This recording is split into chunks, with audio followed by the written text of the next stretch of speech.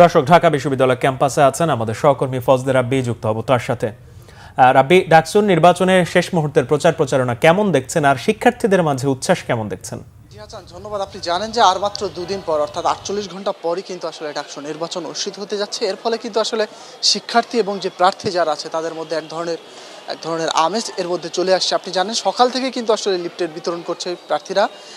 এবার কিন্তু এই ডাকসু নির্বাচনে এখন পর্যন্ত কিন্তু 43 জন প্রার্থী লড়ছে। আমি যদি ঠিক দেখাই, ক্যাম্পাসে কিন্তু আসলে অন্যান্য দিনের মতো আজকেও কিন্তু আসলে আমেজ আছে এবং যে যারা প্রার্থী আছে তারা কিন্তু আসলে আসছে এবং শিক্ষার্থীদের কাছে বলছে যে দীর্ঘদিন ধরে যে আপনার শিক্ষা ব্যবস্থা সহ খাবারের যে সংকট তৈরি হয়ে আছে, এই সংকটগুলো কিন্তু তারা তাদের ইস্তাহারে বলছে এবং তারা নির্বাচিত হয়ে আসলে এই ধরনের যে সংকটগুলো আছে এই সংকট আর থাকবে না, এমনটা কিন্তু আসলে প্রার্থীরা বলছে। পাশাপাশি শিক্ষার্থীরাও কিন্তু অভিযোগ করছে যে অতীতেও কিন্তু আসলে এমন অনেক ধরনের প্রতিশ্রুতিমূলক কথাবার্তা আসলে প্রার্থীদের কাছ থেকে শুনেছে, কিন্তু সেগুলো আসলে কতটুকু বাস্তবায়ন হয়েছে সেই প্রশ্নের জায়গাটা কিন্তু আসলে রয়ে গেছে। যার ফলে শিক্ষার্থীরাও আসলে এমন প্রার্থীকে বেছে নিতে যাচ্ছে যারা তাদের এই ধরনের অর্থাৎ ক্যাম্পাসে যে ধরনের সুযোগ সুবিধা বিরাজমান রাখতে পারে এমন ধরনের প্রার্থীকেই কিন্তু তারা আসলে নির্বাচিত করতে চাচ্ছে। তো এই ছিল মোটামুটি আমার কাছে সর্বশেষ অবস্থা। হাসান।